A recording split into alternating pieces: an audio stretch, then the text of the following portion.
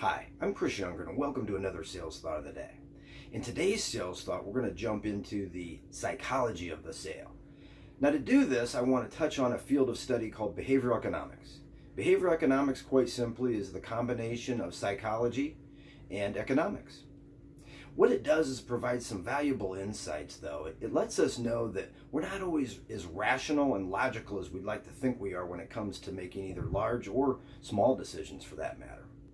Now, behavioral economics is a field that's grown quite a bit, and it's grown out of the discovery of several core biases, cognitive biases that were identified in the 1970s by Dan Kahneman and Amos Tversky. These two men were the pioneers in this particular subject, so we're going to dive into some of the common biases that they found, and we're going to see how we could use them to help us a little bit more in the sales process. Kahneman and Tversky define cognitive biases as a systematic pattern of thinking which deviates from formal logical thinking and influences our judgments when it comes to decision making. Simply put, we think most of our decisions are rational when it comes to decision making, but the fact is they're just not. Today's topic is going to be on how to use these cognitive biases in the psychology of the sale. Now, cognitive bias, when you research the specific cognitive biases, you're going to come up with anywhere from 12 to over 100 different cognitive biases which have been identified by different researchers. Today, we're going to only talk about three. We're going to talk about three that I feel are going to be very influential and helpful in sales. So that's the reason I wanted to bring these to you today and see how we can use these common biases to move the sale forward. In 1979, these two psychologists found that people tended to prefer not to lose something they already have than to acquire something that was of equivalent type of value. In other words, people find it more painful to lose $10 than it is to acquire or gain $10. Now, this phenomenon that Tversky and Kahneman discovered, they coined loss aversion. And there's a growing body of research out there recently that shows we're primitively hardwired to be loss averse. We don't want to lose. Because of the way loss aversion works, in that people will protect what they already have, sometimes to almost an irrational extent, what might be very helpful is to appeal to their fear of loss. That could even be more effective in a sales situation than talking about what the future gains that this product or service could provide for them. Now that we know a little bit more about what loss aversion actually is, how do we use it to help us in sales? Well, let's take an example.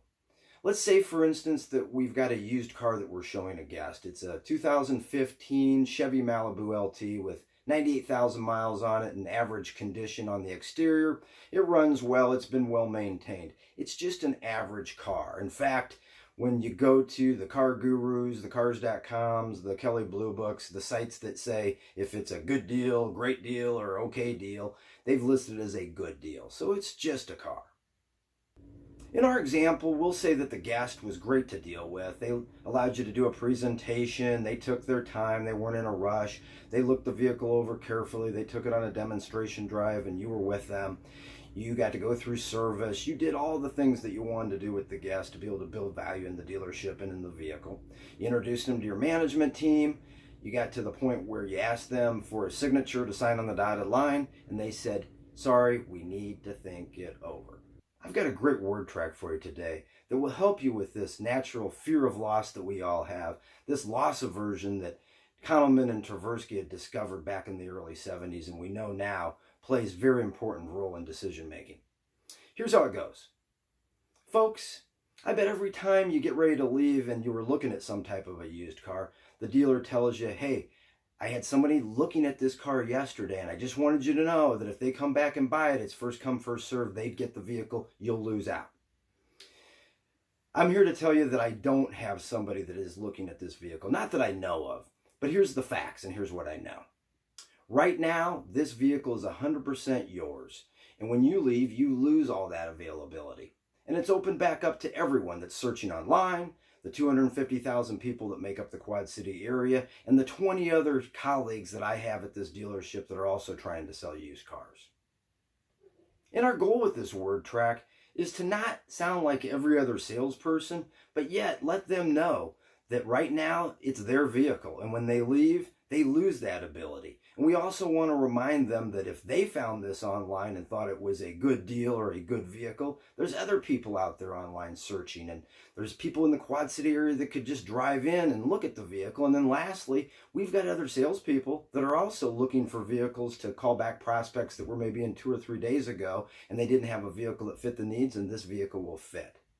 So that'd be our goal with this word track. Try it. I think it'll help you. The next cognitive bias I want to discuss is framing. Now, a little background on this. There was a study in 2009 in the Journal of Economic Behavior, and the researchers found that when they addressed PH students to register for a particular conference, 93% of the time, if they framed that there would be a penalty or some type of late fee for not signing up on time, that they went ahead and complied, versus 67% of the time when it was presented like it'd be a discount or some type of early registration fee. So people are more worried about losing things than they are gaining things, similar to our theory on loss aversion. In other words, similar to risk aversion, we're more worried about losing what we already have than gaining something new. So much so that people tend to avoid risk when we put it in a positive frame, and then they'll actually seek out a risk when it's presented in a negative frame. What do I mean by that? Well, let's take a couple examples. For an example in framing, let's use an investment banker. Let's say, for instance, that he or she was trying to secure an appointment with a prospect to discuss a new opportunity with them. What do you think might be the best approach?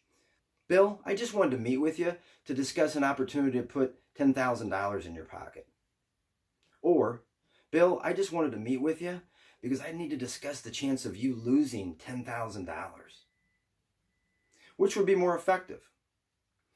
In another example in framing, let's use the automotive business. Let's pretend we're a car salesperson and we're showing a guest a new vehicle that gets quite a bit better gas mileage than the vehicle they're currently driving. In fact, let's pretend that the vehicle that they're currently driving costs them $200 per month in gasoline. And the vehicle that we've got them looking at, the newer vehicle, it's only going to cost them $175 a month in gasoline. Well, we could frame it either way. Which do you think would be the better way to frame it? Hey, Bill, if you guys trade this car in and get the new one, you're going to save $25 a month in gas. Or, hey, if you guys leave now and go home and you don't do anything, it's going to actually cost you $25 per month more in gasoline savings. The third cognitive bias I want to discuss today is the halo effect, or the liking bias. And this is the tendency for us humans to ignore or embellish the actions of people that we like, loved ones or friends. In essence, it's when loved ones or just people we like do something wrong, we'll consciously, or a lot of times subconsciously, downplay what they did because we just don't see it quite for what it is. Why? Because we like them. For instance, when a leader of an organized crime organization is indicted for murder, tax evasion, and racketeering, what's the mother usually say? Hey, he was a good boy when he was growing up. He just got in with the wrong crowd. Well, she's right about one thing. He was in with the wrong crowd. However, she doesn't realize he's the one that created and organized that wrong crowd. Another example would be, say, for instance, you're complaining to your friend about your spouse not picking up after themselves around the house and being a slob. And then all of a sudden your friend jumps in and they kind of start in on the spouse bashing and think they're helping you out by saying, yeah, he is kind of an inconsiderate, pompous jerk. Well, you didn't say he was a pompous jerk. In fact, he might be a pompous jerk, but he's your pompous jerk. So a lot of times, because you like and love this person, you defend this person. Again, it's part of the liking effect. To give you a few tips on this liking bias, or the halo effect, and how it can be used in other sales industries, I think we should turn to the book Influence that was written by Robert Cialdini. In fact, it's Dr. Robert Cialdini. And in his book on enhancing the liking bias, he says that there's several things that you can do that'll help you in that area. And the first one is physical attractiveness. Yes, good looks suggest other favorable traits like honesty, humor, trustworthiness. So not a lot we can do about how we already look in our physical traits. There's some things I guess we could through plastic surgery. But to go ahead and use the mug that you've got, I would tell you this. You can make sure that you've got a clean haircut, whether you're a man or a woman. Beard, if you're a man, trim properly. Hopefully, if you're a woman, you've trimmed it pretty properly. Also, you can make sure your clothes are cleaned, pressed, you smell good, you look good, that you're dressed appropriate for that particular sales type of industry. The second thing that we can use, or Dr. Cialdini talks about, is similarity. And we tend to like people that are similar to us. We like people, we think favorably of them if they've got the same occupation, opinions, background, or interests that we do. And lastly, Dr. Cialdini talks about the use of compliments and how they can help enhance the liking bias. And it's a known fact that we like to receive compliments. And it's kind of crazy, but even when we know sometimes somebody's complimenting us, hey, you lost weight, hey, that looks good on you, and we know it's a sales situation, we still feel good about it, and it still enhances our thought about that person, and it increases that common ground and helps develop rapport. So don't lose out on that. Now, for some other tips, you can go to my car salesman's meet and greet video. In that video, I talk about how to establish common ground and rapport, and a lot of the tips I give you aren't just specific to the automotive business. You could use them in any sales situation or service situation. Well, there you have it, psychology and sales. 3 very common biases and how you can use those to help you move the sales process forward. Now, in conclusion, let me say this. I know when it comes to decision making and buying items, especially high ticket items, that we'd all like to think that we're very rational, thoughtful, and logical. However, as we've found out today, that's just not always so common. Why? Well, I think Zig Ziglar said it best when he said, people don't buy for logical reasons, they buy for emotional reasons. If you learned something new today or relearned something, please do me a favor and hit that like button. Also, comments. I'd like to hear any type of comment that you have, but I'd also like to hear, are there some subjects that I should do more videos on? Do you want to hear more about cognitive biases? Should I move to a different topic? If you leave me a comment, I'll be sure to see what the demand is for that particular subject, and that could influence the next videos that I do. With all that, I'd like to say have a great day, and thank you.